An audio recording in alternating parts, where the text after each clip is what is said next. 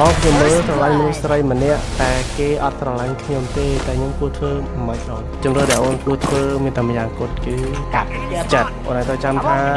មនុស្សម្នាក់គឺមានតម្លៃរៀងៗខ្លួនហើយយើងត្រូវផ្ដល់តម្លៃឲ្យគេហើយយើងត្រូវចេះផ្ដល់តម្លៃឲ្យខ្លួនឯងអូនបើគេអត់ស្រឡាញ់ជាងទេយើងកាត់ចិត្តទៅយើងទៅថ្មីទៅបើគិតទៅលើតម្លៃអានឹងវាទីមួយយើងឲ្យតម្លៃគេដល់តែយើងមិនទៅញញឹមគេទេបើគេមិនស្រឡាញ់យើងហើយទីពីរយើងឲ្យតម្លៃខ្លួនឯងយើងក៏អត់ស្គាល់ដែរខ្ញុំគិតថាត្រូវចាំថាបងឯងមួយសិនណាកតុយឥឡូវយើងមិននិយាយតណាការឲ្យតម្លៃខ្លួនឯងសំដៅ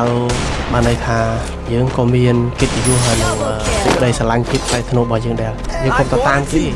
បើតាមគេទាំងគេមិនស្រឡាញ់វាធ្វើឲ្យគេធុញបានតែគេយើងទៅតាមញញជីវិតគេយល់ទេអូខេយើងទៅចាត់ចំណាយពេលវេលានិងតម្លៃរបស់យើងនេះបើស្រឡាញ់អ្នកដែលគេស្រឡាញ់យើងហើយយើងស្រឡាញ់គេទេណែវាពោពេញទៅដោយសេចក្តីស្រឡាញ់ហើយរីនឹងការពេញចិត្តណា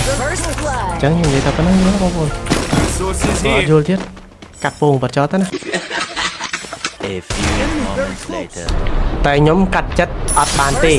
អត់បានបងឯងថោកខ្លាំងបងនិយាយប៉ុណ្ណឹងអាណៃកាត់ចិត្តបានថោកខ្លាំងណាថោកឈួតមែនទៅស្លាយមនុស្សតែគេមិនបានស្លាញ់យើងនេះនេះណាតម្លៃជួយសួរតាស្អីជាតម្លៃហេ មានបានអីមកវិញទេគេថា មិនបានស្អីមកវិញទេ ចិត្តយើងទៀត